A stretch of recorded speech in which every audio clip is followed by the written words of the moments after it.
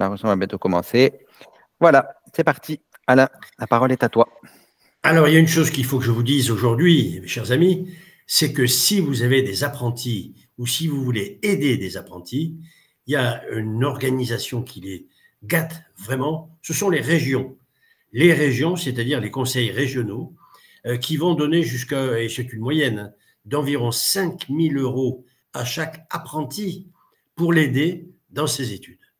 Alors, pourquoi je l'affirme? Mais tout simplement parce que ça fait longtemps. Ségolène Royal avait commencé en Poitou-Charentes.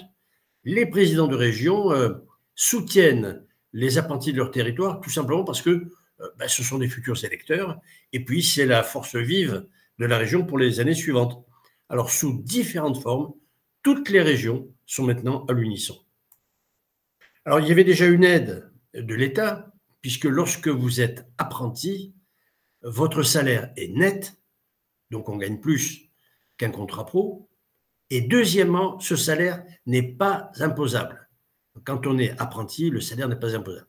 Ça, ce sont les aides de l'État. Mais pour l'apprenti lui-même, les aides régionales sont formidables. Regardez, on va aider au déplacement le lundi, le vendredi et toute la semaine pour rentrer chez soi, pour aller travailler, pour aller au CFA.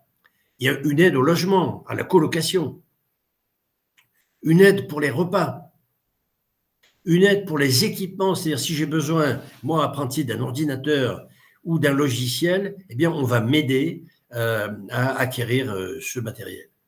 Le permis de conduire, pour l'instant, c'est le permis B, mais tous les permis vont être concernés. Si dans mes études d'apprenti, j'ai besoin ensuite de ce permis de conduire, eh bien, je profite de mon passage pour que la région me le finance. J'ai ma carte étudiant, bien sûr, et il reste à la fin les frais de mémoire, dont copie, etc., etc.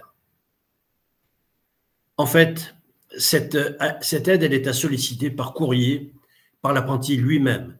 Il faut qu'il écrive au directeur général adjoint ou à la directrice générale adjointe chargée de la formation et de l'apprentissage. Et dans la fiche opérationnelle, vous avez toutes les adresses. Voilà, faites-en bon usage, ça va aider vos apprentis.